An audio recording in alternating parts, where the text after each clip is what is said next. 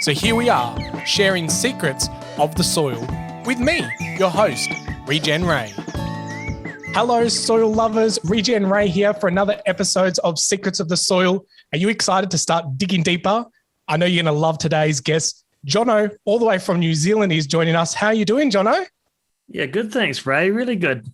Excellent. Well, I know our soil lovers are going to be really keen to know who you are and how you fit into the landscape of regenerating and healing our soil. So share with them a little bit about you. Sure.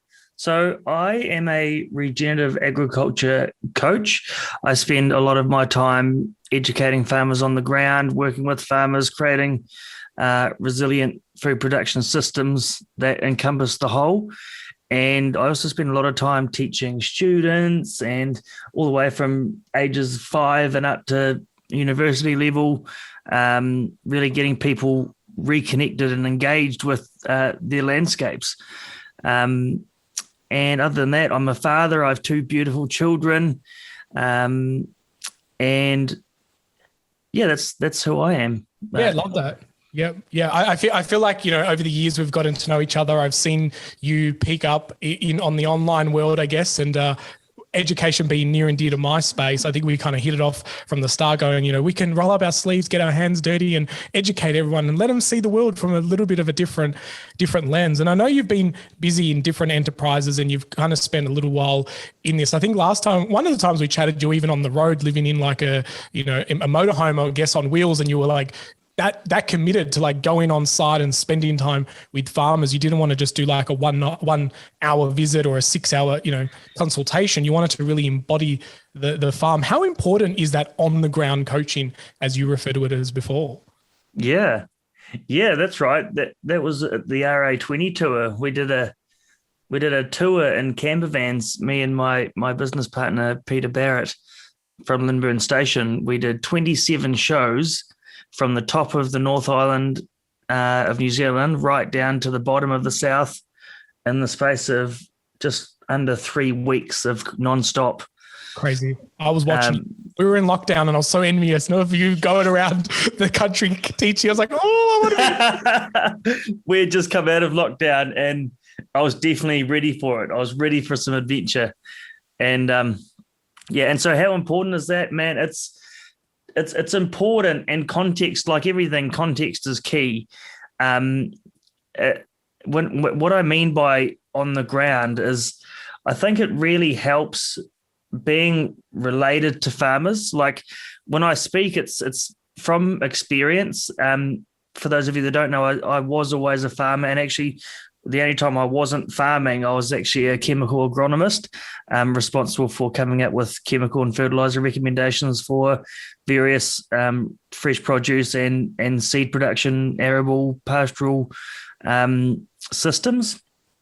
And so, and then as well as that, 11 years in the dairy industry, 3 years in sheep and beef industry as a farmer myself.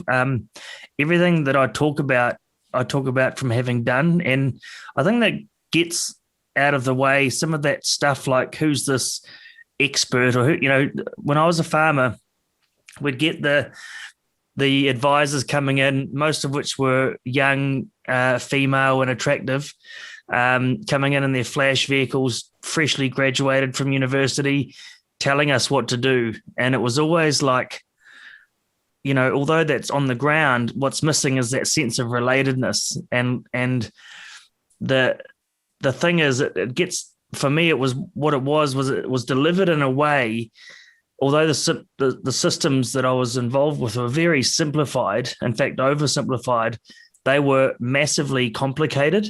So like people would come in with all this information and deliver it in a way that was just like, whoa, that sounds like too much to question.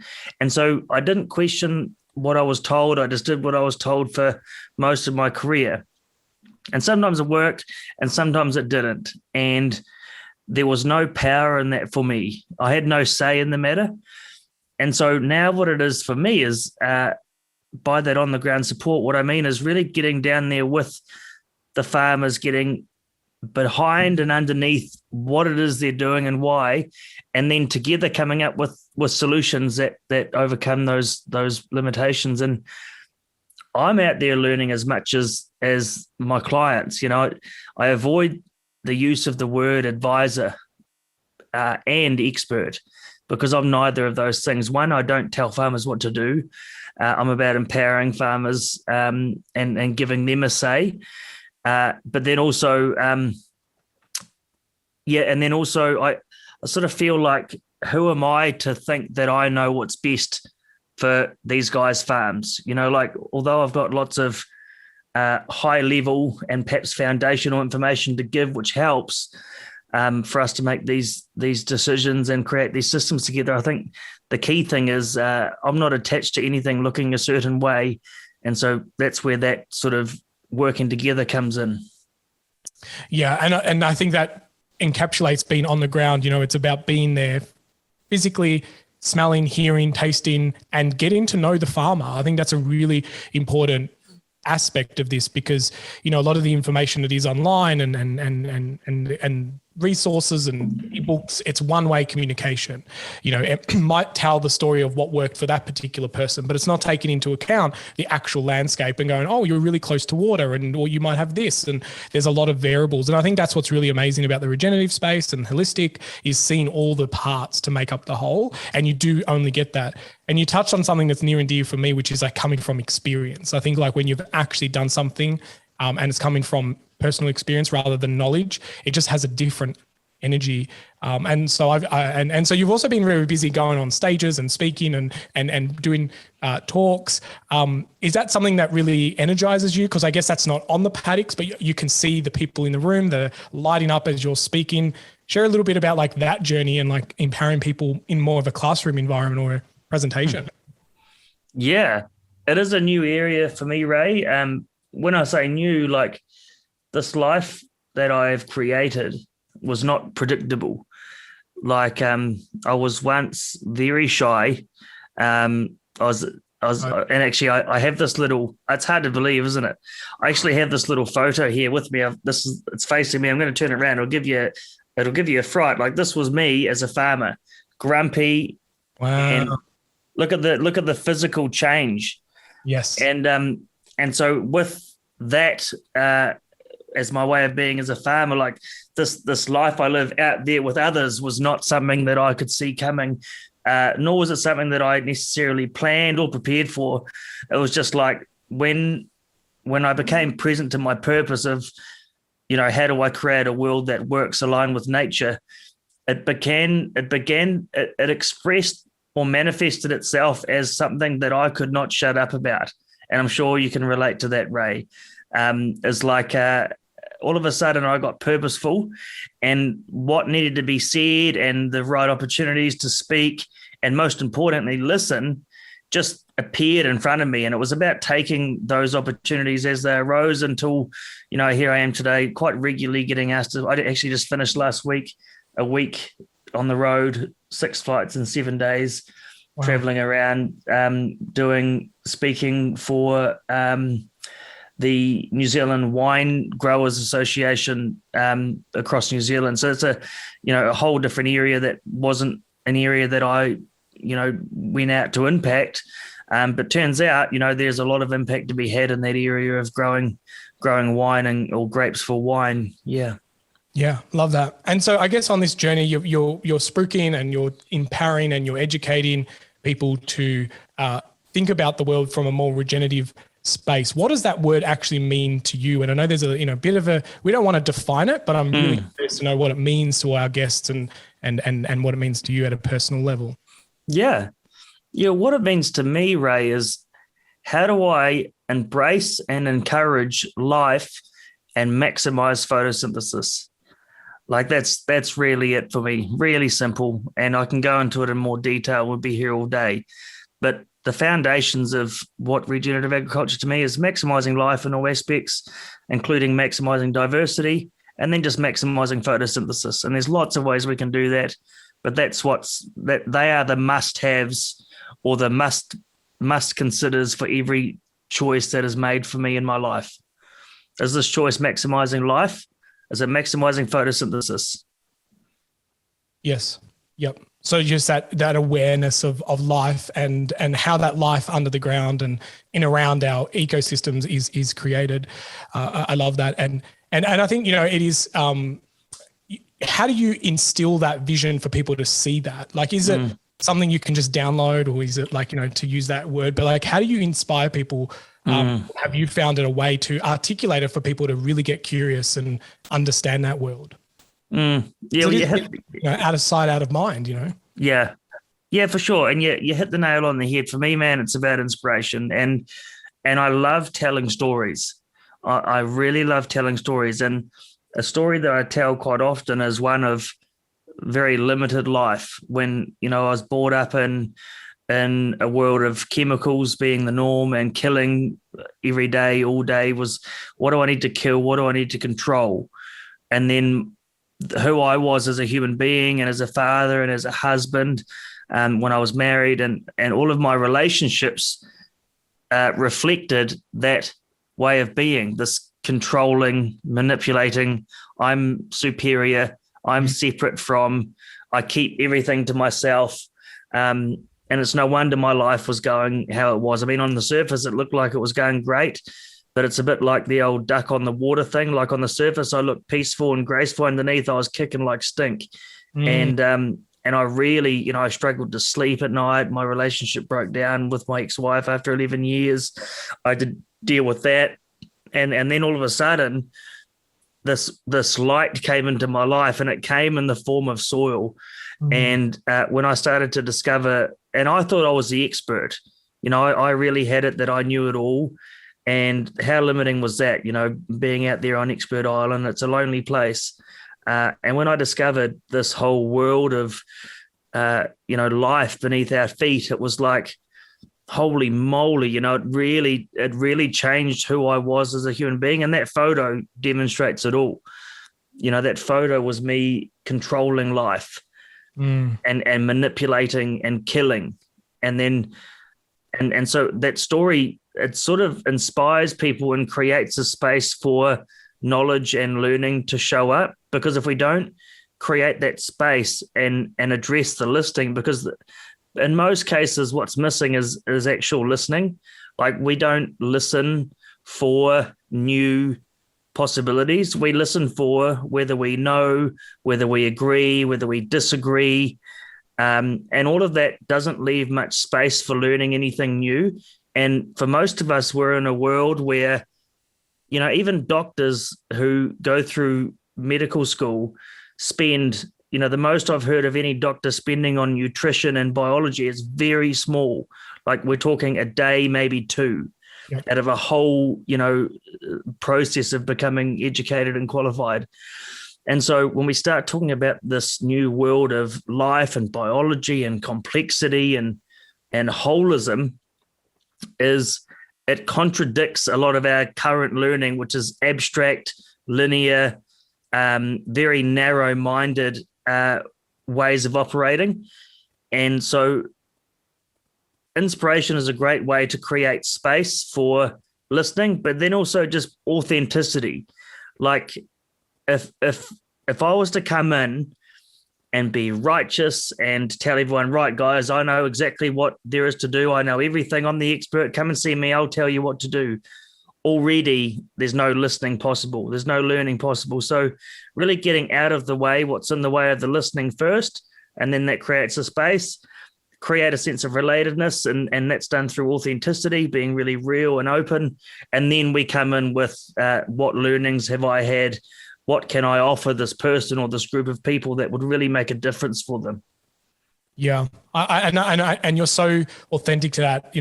What I see you do online, and I know it's a filtered view, but you're out in there. You're sharing stuff from your personal life to your camping to where you're, which farm you're on and who you're helping and which stage, and it's just really, really refreshing to see, because it is. And it is refreshing to see and hear, and I love how you articulated that. And for our listeners who don't have the visual aid of this photo that Jono is holding up, I can assure you that you would not tell that it's the same person. There is just so much, differences. And if you are watching the video version on our Soul Learning Center, you'll see, that it's a different person, different shape of face, different energy, different smile, different glow. Like it's just, and that's from a photo, imagine if you were in and around that person and what that would do. And so thank you very much for sharing that. And, I can relate to that whole discovery of the soil, and becoming so curious about how it works and why has this been left out of the mainstream education and the narrative, and why are we not talking about this amazing life under our feet? Like it just blew my mind, and I can't stop. I literally can't stop. I keep digging and digging and digging and learning, and it fills my cup so much. What's something that like was a big aha moment for you when you first started discovering this wonderful world of soil? Yeah. Man, I something you just said then really resonated with me around why don't we know this stuff? Yeah. And I just want to get something out of the way that's there for me when you ask that question. And I look at it like this as nature provides so much for free. And I think that's one of the biggest things is that, and it's so complex. It's really for us to be able to wrap our minds around this vast complexity that is these natural systems that we're just scratching the surface of. There's a whole different shift in what it is to be human for us to relate to that. But secondly, it's you follow the money in most situations, and that'll lead you to these simplified systems with reliance on certain inputs. So it's clear for me why this stuff hasn't been super available is just that reason.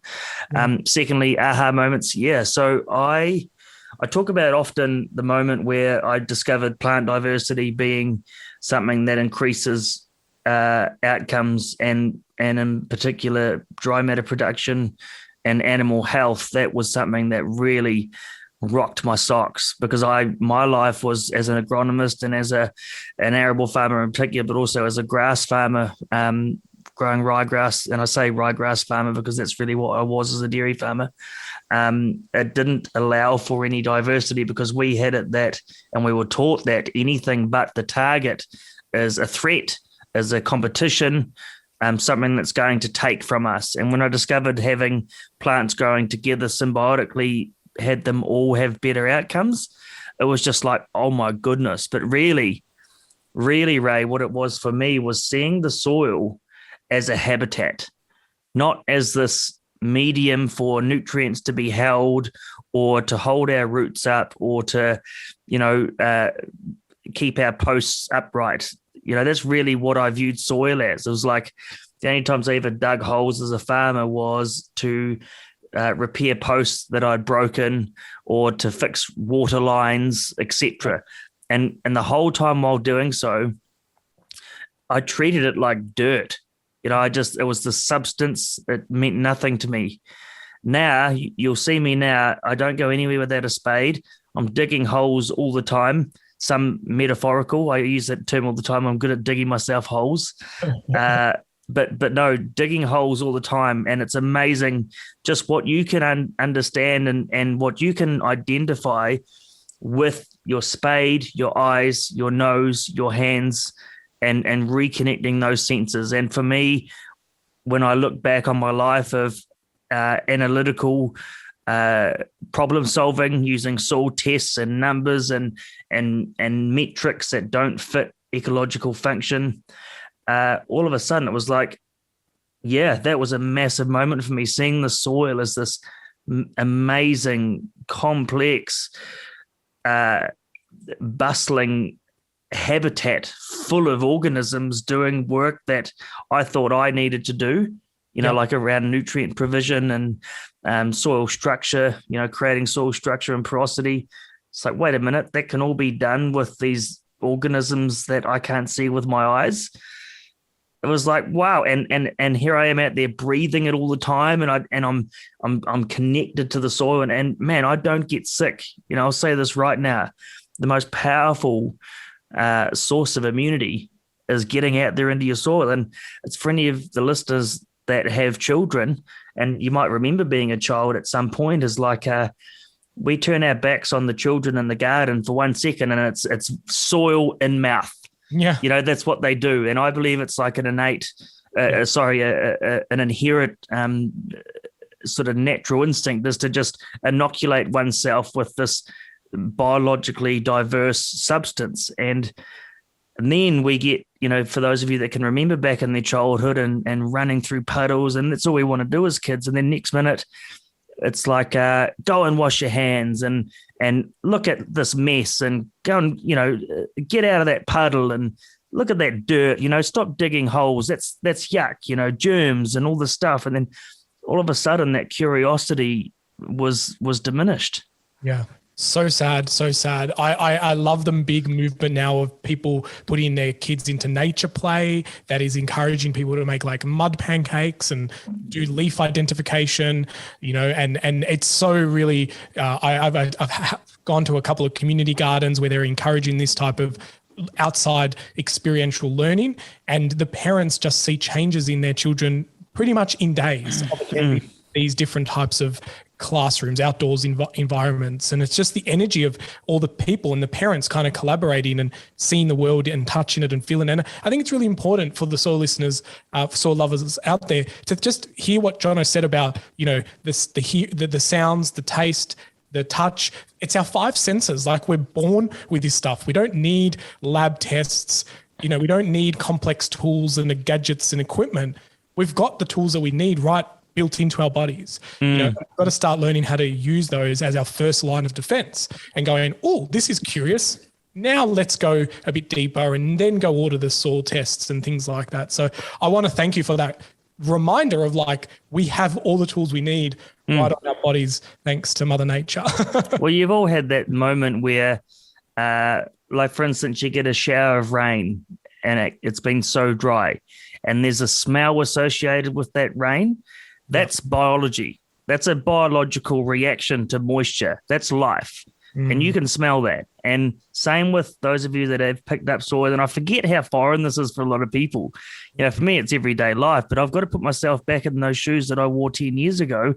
Yeah, you'll never catch me dead smelling soil. In fact, it was dirt, Ugh. But what there is to I want to presence you to is that ability for us to smell healthy soil is like a shark's ability to smell a drop of blood in an ocean of water, because its life depends on that. And your life depends on soil. So that smell you get when you're smelling soil, that's beyond description. And why it's so hard for me to, equate to, for all of my clients, which all have different senses of smell, how to equate, it just can't be done. I tell people they got to do it in their own words, but actually describing that smell, it's like you have a whiff of healthy soil and it's just like, it's like a very interesting thing. It's beyond any basic sense of what a smell is. It does something to the human body. And that's because good, healthy soil is the foundation of life. We are connected to that. Yeah, I love that distinction, that analogy of the blood in the ocean with the shark and its life is dependent on it, is the same reason why when we smell good soil, we're drawn to it. And when we smell bad soil or even just anything bad, we're repulsed. Like, the body knows what's good and bad for us intuitively. You don't need to learn anything. You don't need an expiry date. Back in the day, there were no expiry dates. It's smell, oh, this part of the cheese is still good. This part isn't, and our soil is the same. And that we're born with that natural ability to know what's good and what's not, because our main goal in life is to survive and thrive, So, I love that, man. Like, use by dates. Whose idea was that? What a great way to sell product. Yeah. It's like when you, and cheese, what a great example. Well, in most cases, for those that enjoy cheese, it's the older the better. Yes.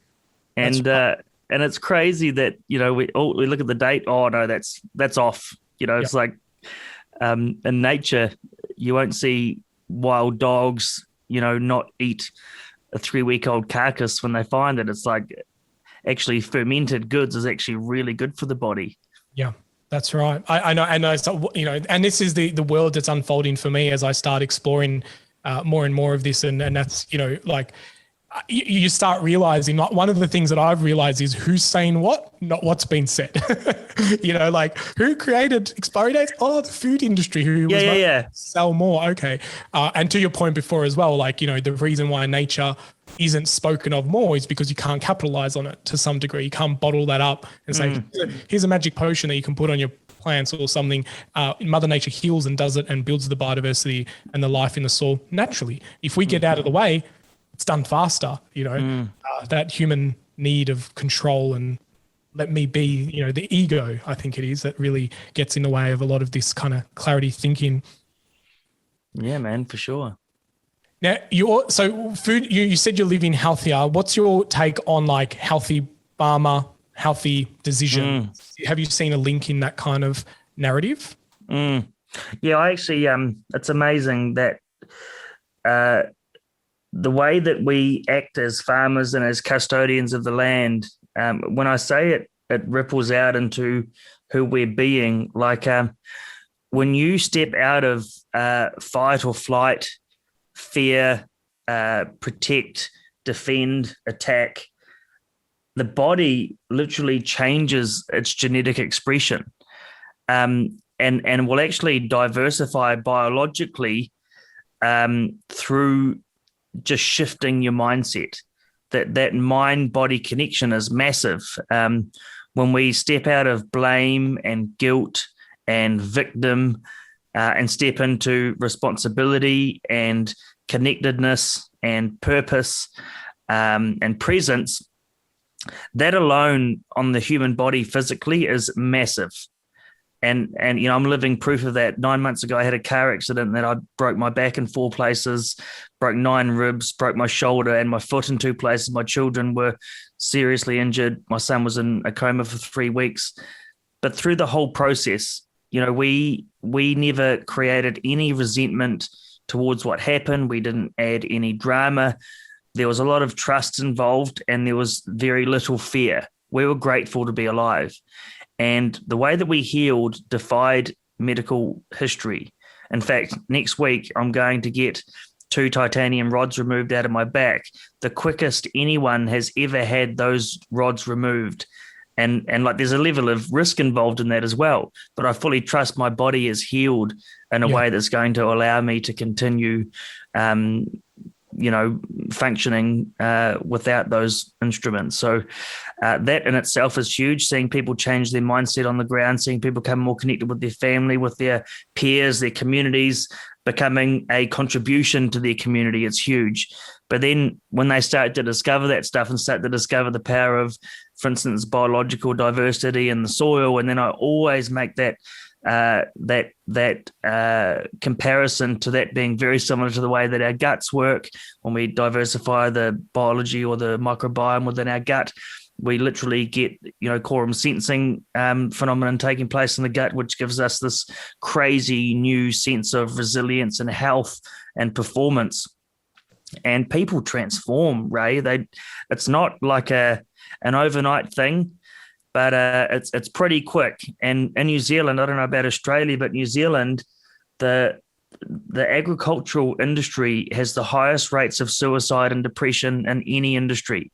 Yep. And when you look at the way that farmers have been operating and being told to operate and under the spotlight at the moment for, being seen as like bad guys and destroyers of the environment, all this stuff, it's like no wonder. But here we have an opportunity to impact that. Here we have an opportunity for farmers to take responsibility and take back the power in their operations and in their lives. They're not box tickers anymore. They're not just sitting there doing what they're told. They're actually being proactive. They're creating systems that tick off all of the regulatory boxes whilst increasing production profitability. I mean, that in itself has us with happy farmers. Excellent. Yeah. And that's why I was going down that whole health of your body and your environment. And I agree with you. And in Australia, that is a massive topic. And, a lot of people don't know this, but it's actually not allowed to be reported when suicide is involved. And so we get this filtered view where we don't know the actual truths that's actually happening. The numbers are reported, but you won't see a write-up on it. And, I think if there was the ability to report and call out the elephant in the room, there is a massive problem there. And seeing farmers fall back in love with their farm again, which was one of the reasons why Farming Secrets was put in place many years ago, is that Helen and Hugo could see that farmers started with this dream and they wanted to grow wholesome food and then fell into the system. And then many years later, it was a chore. It was like, how many kilos of this are we putting on this year? And what chemical input do we need to buy that we don't have money for, that we better go ask the bank for? And they're like, this is the life we signed up for. And seeing the mind shift and meeting the farmers who wake up someday and go, I'm going to do it differently. Or, I see posts everywhere now online where they say, yes, I'm a conventional farmer, but I'm open for change. And we didn't see this even 3 years ago. And so with your line of work and being in this space, how does someone, because I've seen video recordings of like farmers in a room with all their arms crossed going, you don't tell me what to do. My father and his father did it this way. How do you slowly see that change happening in the farming world and growing world? And It starts for me, Ray, with not making anyone or anything wrong, especially the past, because it's done.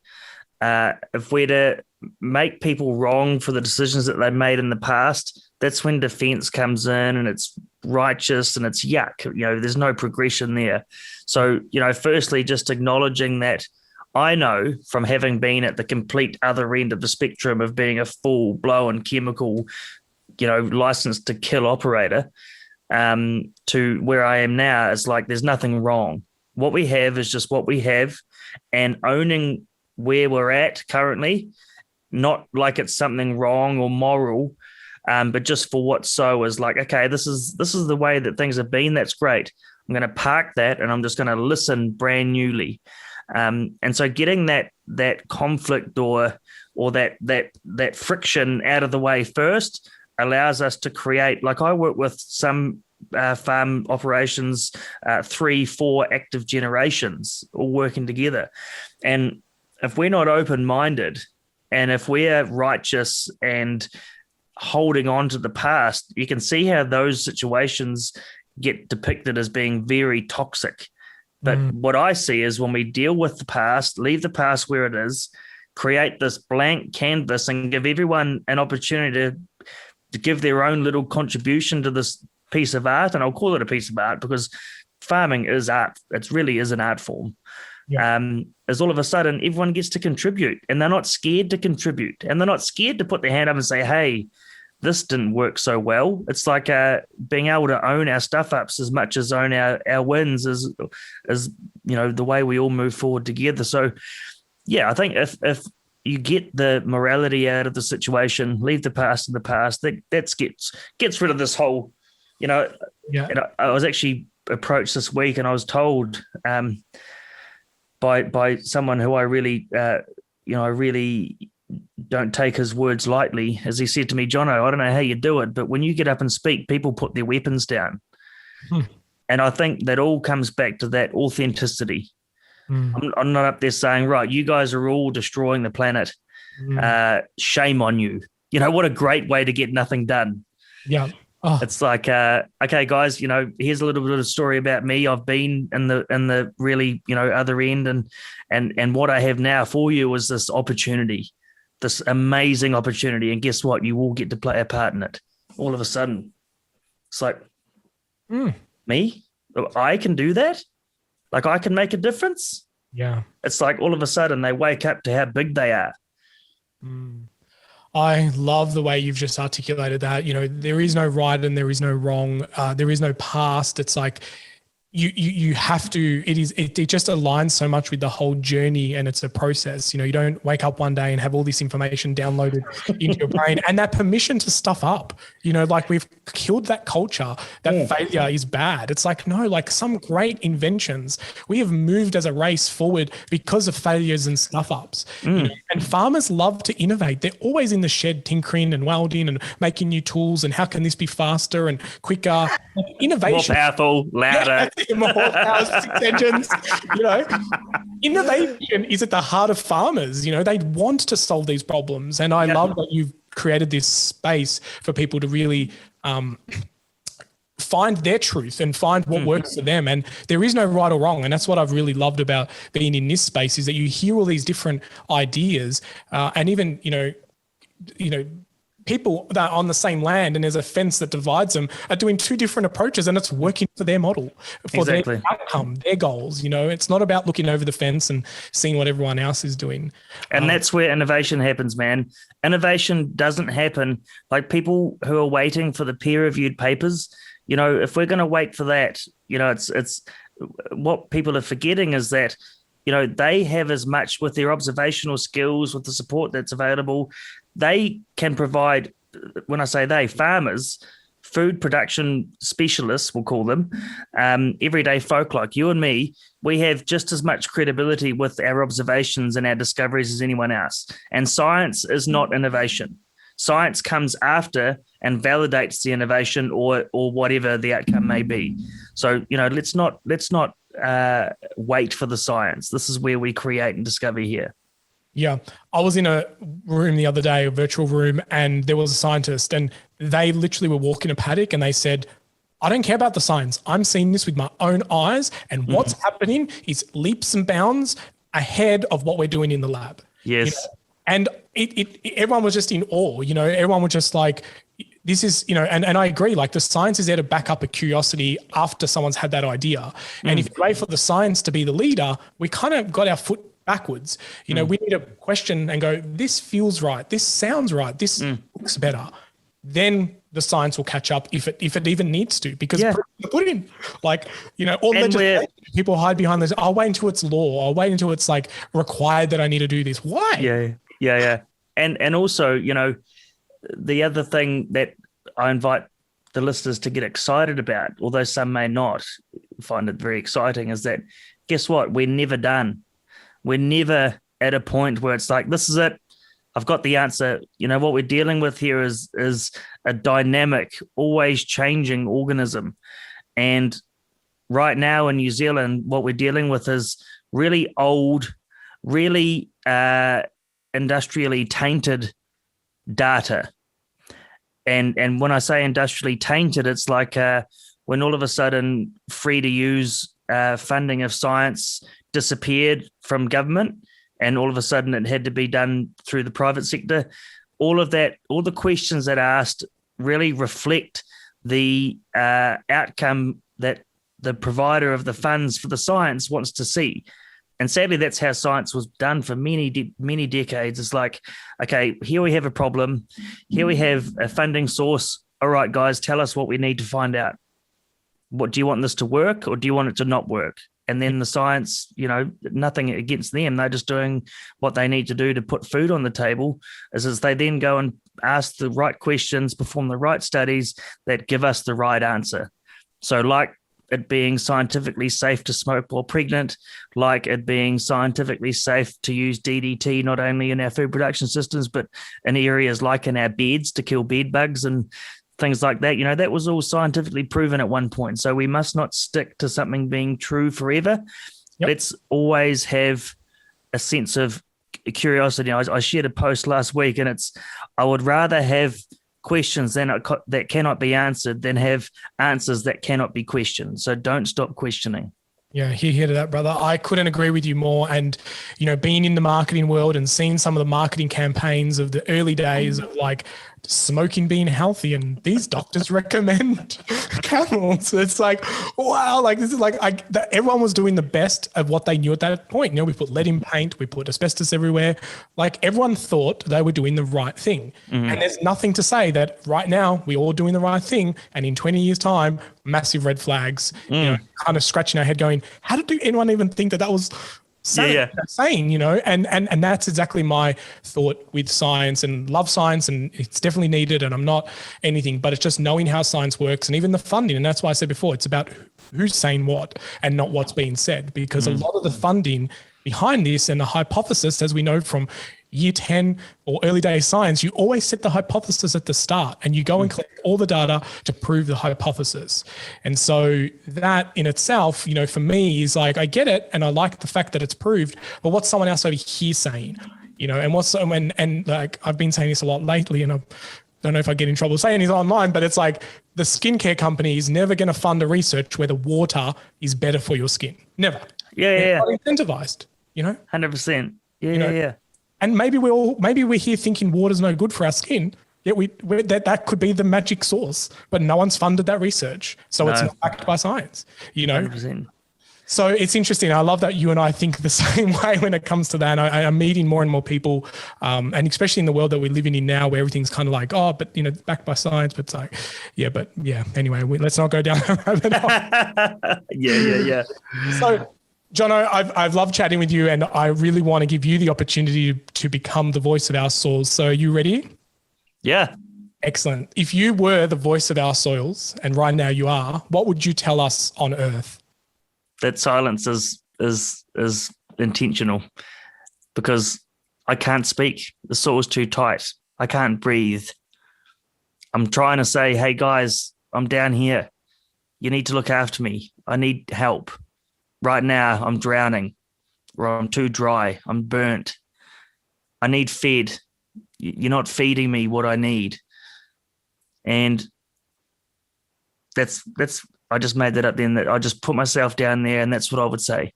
As I'd be saying, hey guys, please, remember me down here. Yep. I can help you. Yeah, I love that. And this is the reason why I don't share this question for the listeners. No one knows that this question's coming up unless they've been active listeners. But it is about just saying what's in the heart right then. And I love that. There was silence. I can't speak. I'm suffocated. I'm squashed. I'm tight. I'm, not able to give the life that I need because you're absolutely suffocating me, thinking you're doing the right thing. And I really felt that. I knew the silence was intentional. Podcast, so you start freaking out when there's silence. Yeah, I didn't want you to freak out. Yeah, I could feel it. it. And I really want to thank you for taking me and the soil listeners into that space and becoming the voice of our soil. Jono, it's been an absolute pleasure chatting with you. I know that you and I can chat for years and years and days, and I can't wait for border restrictions to ease so I can come and hang out physically with you in New Zealand. I've just self-invited myself, by the way. Yeah, no, sure. Doors always open.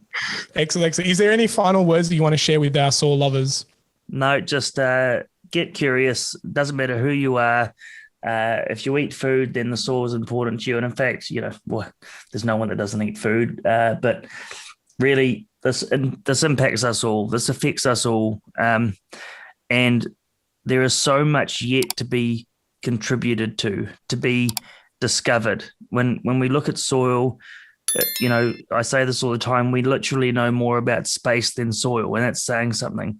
Yeah. And so there's a lot to be discovered. And with that, we need new perspective. We need different thoughts. We need different eyes looking at things so that we can come up with new solutions, new possibilities, new systems that might have us all thrive together. Because, I believe that the future is a collaborative one and that we need to work together more than ever. So that's my invitation.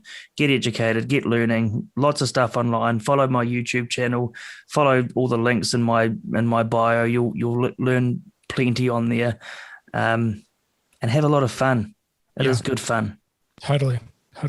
Totally addicted to this fun, I'll tell you that much. Jono, the links will be around the show notes. If you're listening on audio, and if you're on the Soil Learning Center, the links will also be around the video version of this. And I couldn't agree more, with the life under our feet, and we know more about space than what we do about the soils that we walk on every day. So Jono, thanks very much for sharing your wisdom and digging deep with myself and our soil listeners via this podcast. I really appreciate it. Thanks, Ray, and thanks everyone for listening. Excellent. Well, soil lovers, there you have it. You get outside, look up into space, but also remember to look down what's beneath the ground and get your hands dirty and keep digging deeper into our wonderful world of soils. I'm Regen Ray.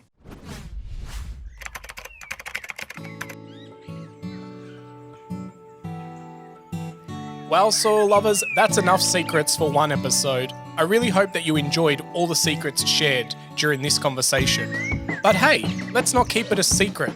Please share this podcast around and make sure that you like it and leave us a review, because that really helps spread the secrets of the soil. Until next time, remember, get outside, get your hands dirty, and keep digging deeper into your soils.